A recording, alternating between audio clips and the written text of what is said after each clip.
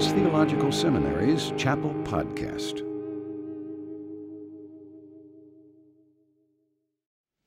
At this special chapel service honoring men and women who have served and are serving in the United States Armed Forces, we're pleased to have Lieutenant Commander Michael E. Foskett as our chapel speaker today. Lieutenant Commander Foskett has been a chaplain in the 3rd Amphibious Assault Battalion in the U.S. Navy at Camp Pendleton in California since May of this year. Chaplain Foskett had missionary parents and spent most of his childhood and youth in Madrid, Spain, and Manila, the Philippines. He enlisted in the Marine Corps Reserve after his first year in college, and during his first year at Dallas Theological Seminary, he entered the Chaplain Candidate Program and later earned a THM in 2001. He has been deployed for military service in Okinawa, Japan, and Iraq for Operation Iraqi Freedom II.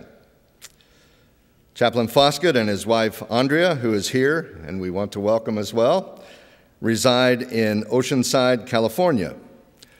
Chaplain, we want to thank you and all those who are with you here today for your military service to our country, and we want to welcome you to our chapel service today. Michael Foskett.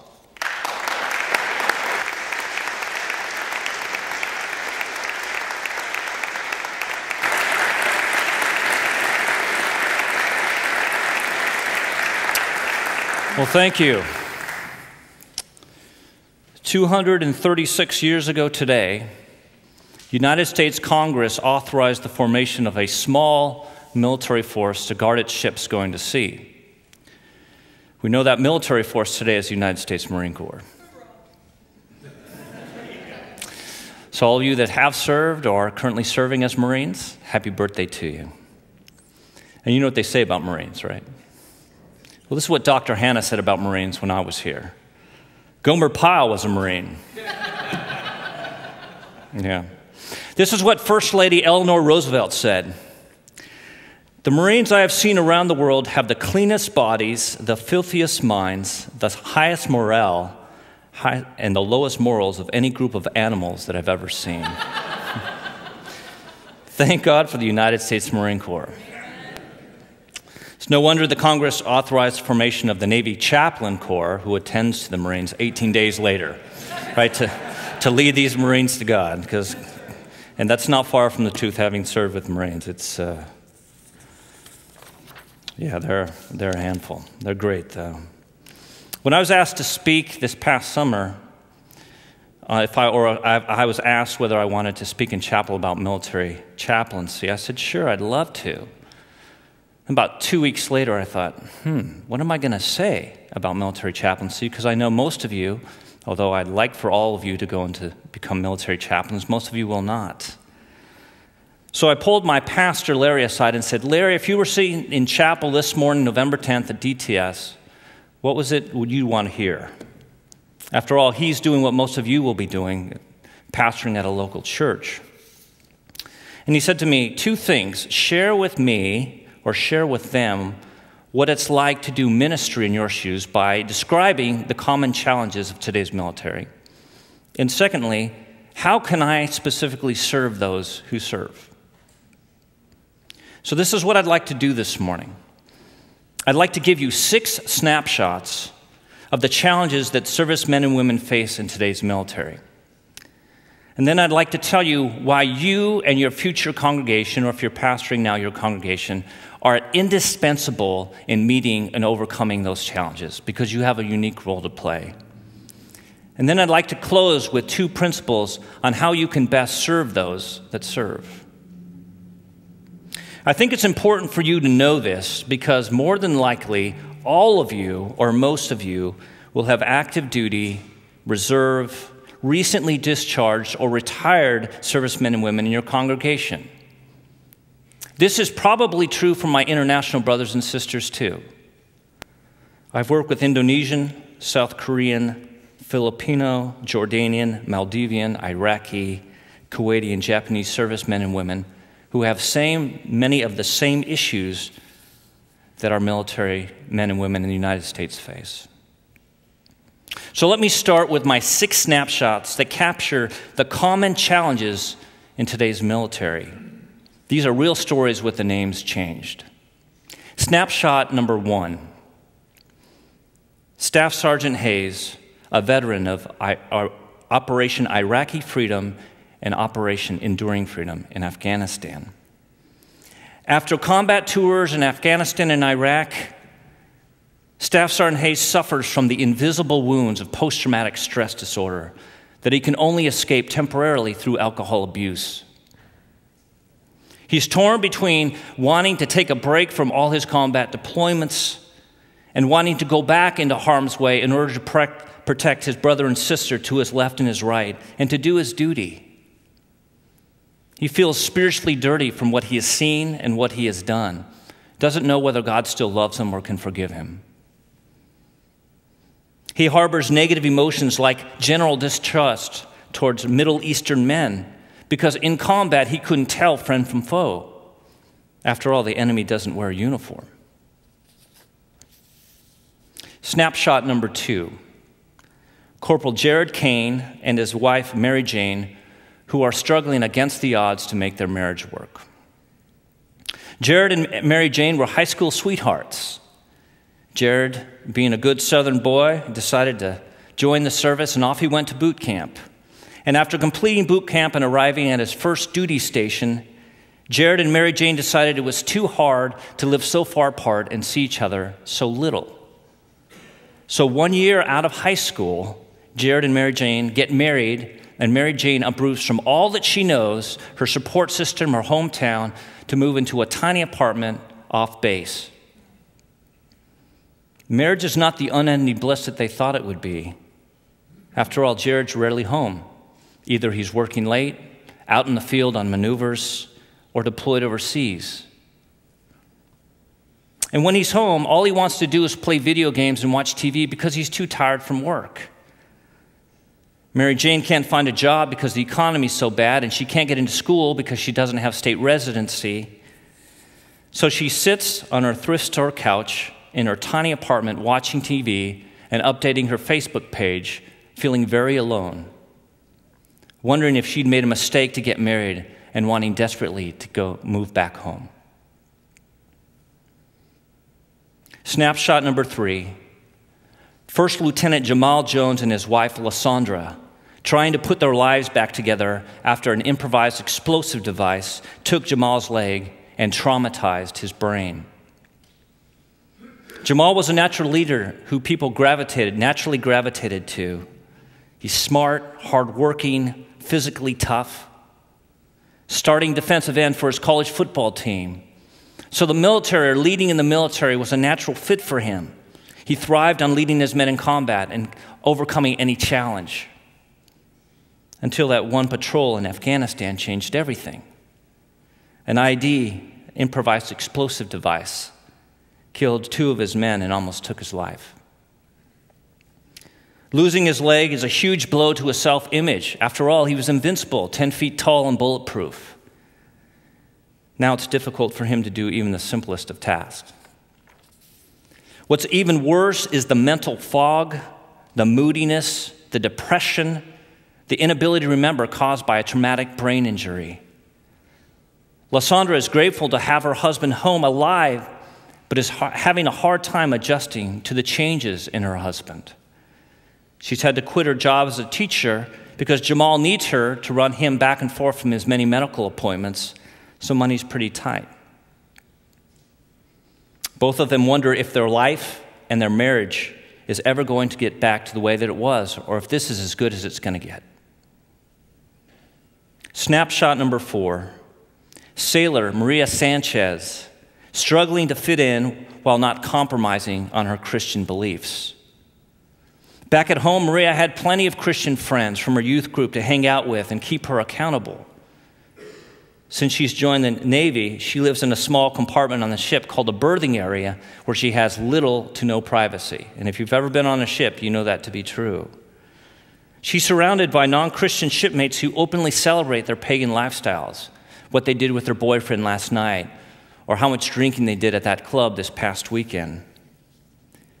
And she's torn between wanting to fit in and to make friends with her shipmates, at the same time keeping herself from putting herself in a compromising situation. And she can't find a church home in walking distance from the ship, so she sits in her berthing area on Sunday mornings. Snapshot number 5. Chief Petty Officer Benito Aquino, emotionally and physically exhausted from operational stress. Benito is the third generation of Filipino Americans to proudly serve in the Navy, and he's living the American dream. Recently, he became a chief petty officer. He owns a big house in Southern California. He's happily married to his sweetheart of 14 years, Ludi, and they have 2 beautiful daughters together.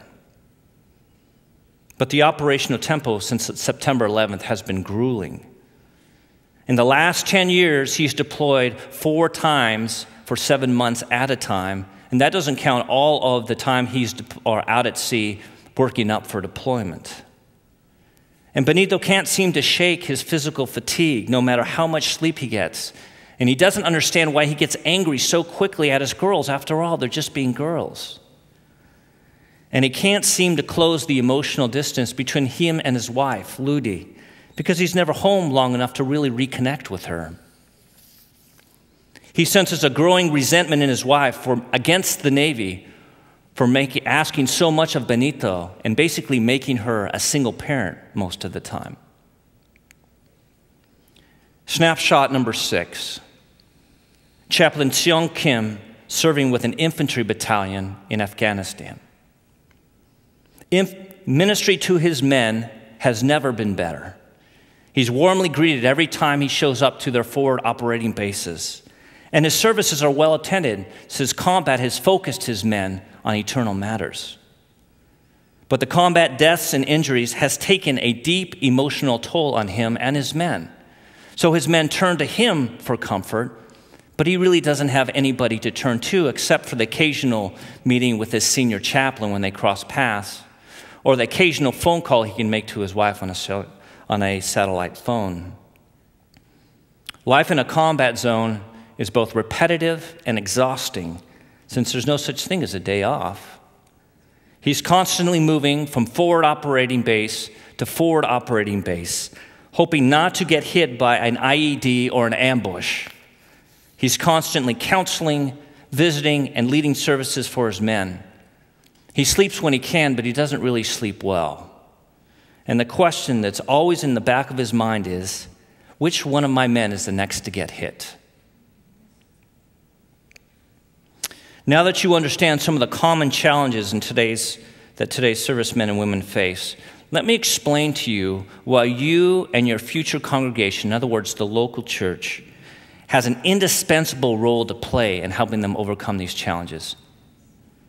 Some of you may hesitate to even get involved with veterans or the military because you feel inadequately prepared to help them. After all, you don't know the first thing about post-traumatic stress disorder or combat operational stress, and you haven't served in the military, and you're like, I have nothing to offer these men and women. Well, understand that you will not be the only resource helping them. There is a wide spectrum of trained specialists and programs geared to help servicemen and women through the military and through the Veterans Administration. But most of these resources do not and really cannot provide what is indispensable for their recovery. And that is spiritual strength and renewal through strong biblical teaching within the context of a supportive spiritual family. Let me say that again. This is what the local church provides that nobody else provides, and that is strong spiritual strength and renewal through strong biblical teaching within the context of a supportive spiritual family. Now, you may ask yourself, why isn't the chaplain supposed to provide that? Well, the shorter answer to that is yes.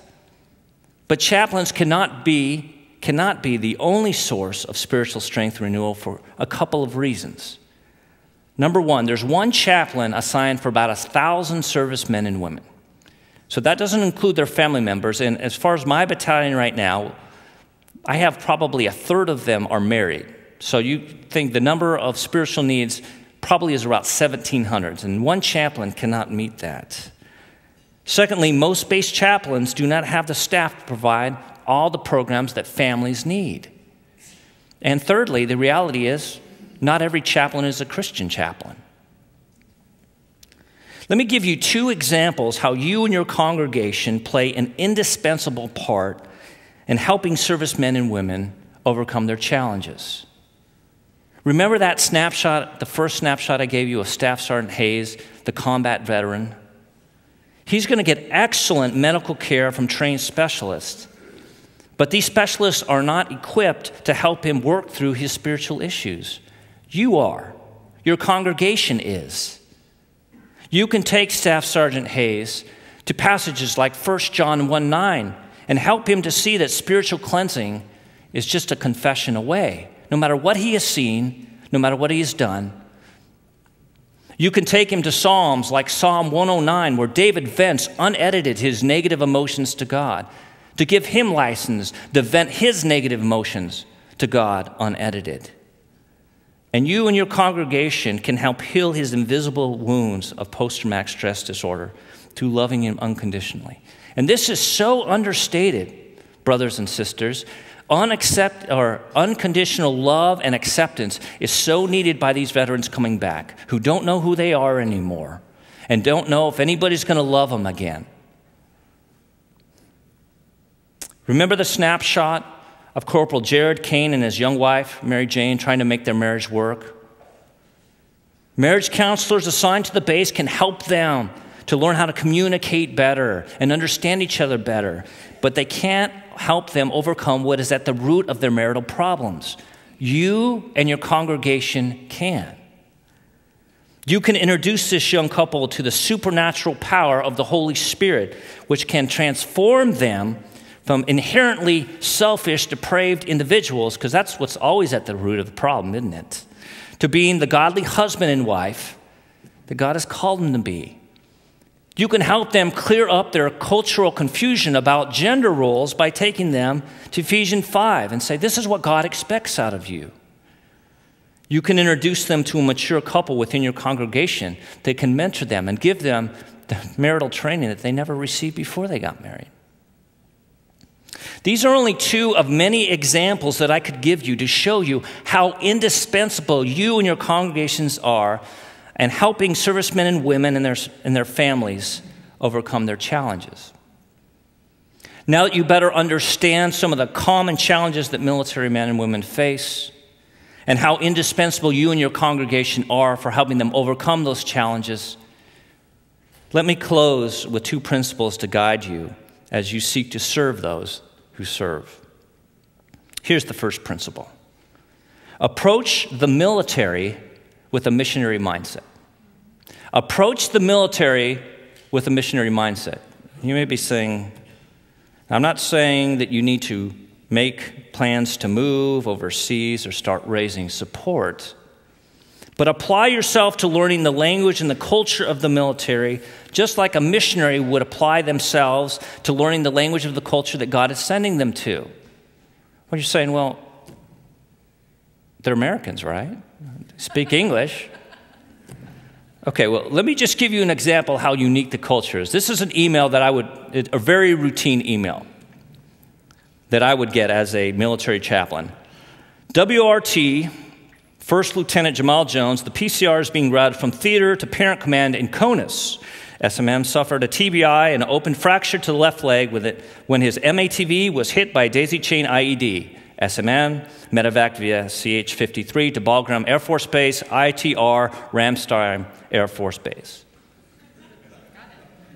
Okay. The military has its own unique language and culture.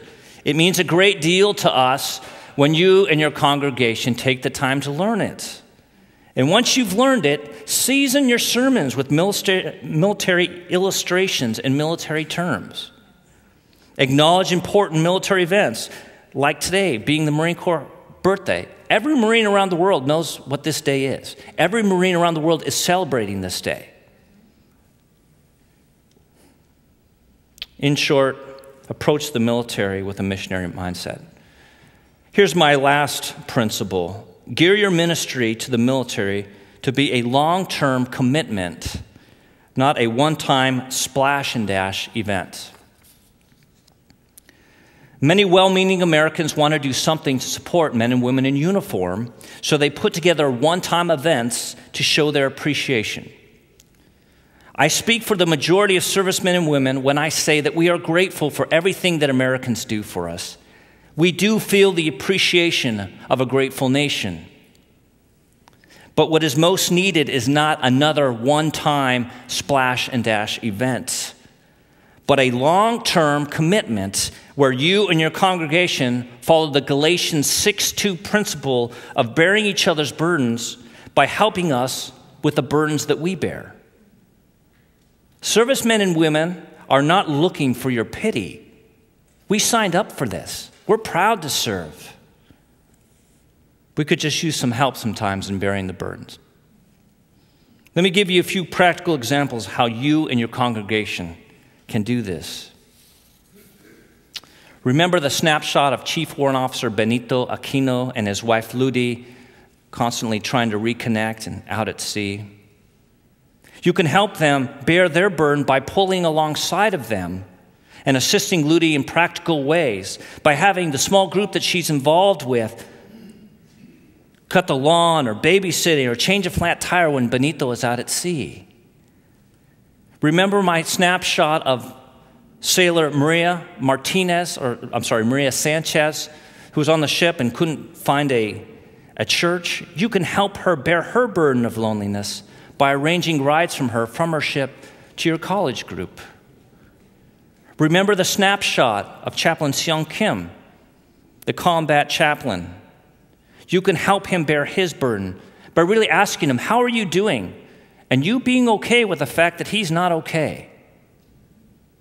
When you see him at pastor's conferencing, pull him aside. How are you doing, Seong? How can I pray for you? And then following up. Author Randy Alcorn states, sometimes God wraps his arms around us in the form of another person. You can become a hug from God when you and your congregation make a long-term commitment to pull alongside members of the military and help them bear their burdens. Now, if you'd like more information about this, please get with me afterwards on how you and your local church can support military members. Please get with me afterwards. Or if you got to run off and finish your exegetical assignment or whatever else that you're doing, sleeping in the library, studying. I did all that when I was here. Just email me at Michael, michael.e.Foskett, Foskett, at usmc.mil. If you're interested in finding out more what it's like to be a chaplain, if you're interested in serving as a chaplain, please join me for a brown bag in Todd 114 following this service. Please join me as we close in prayer.